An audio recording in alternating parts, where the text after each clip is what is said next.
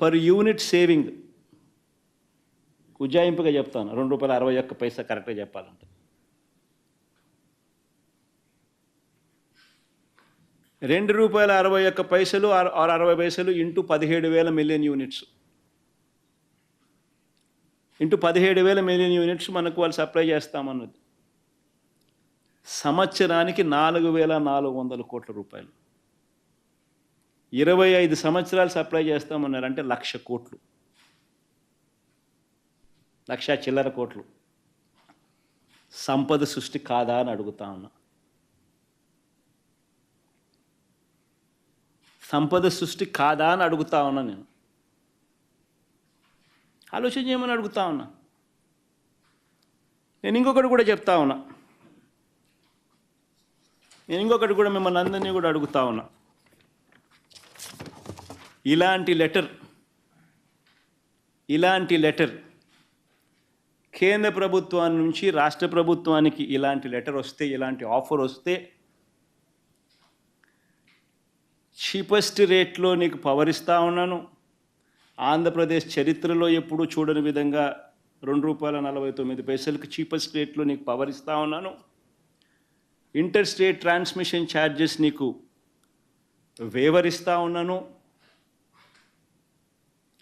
25 ఏళ్లలో నీకు 1,00,000 కోట్ల రూపాయల మేరకు నీకు ఆదా అవుతుంది, రైతులకు మంచి చేసే మీ కార్యక్రమంలో మా వంతు కృషిగా, మా వంతు తోడ్పాటు మీకు ఇస్తూ ఉన్నామని చెప్పి ఇలాంటి లెటర్ వస్తే, నేను అడుగుతా ఉన్నాను మిమ్మల్ని, ఇలాంటి లెటర్ని ఎవరైనా పక్కన పెడితే, ఇలాంటి లెటర్ మీద యాక్షన్ తీసుకోకపోతే మీరంతా ఏమనిందరు నన్ను? మీరంతా ఏమనిందరు నన్ను? నేను అడుగుతా ఉన్నా.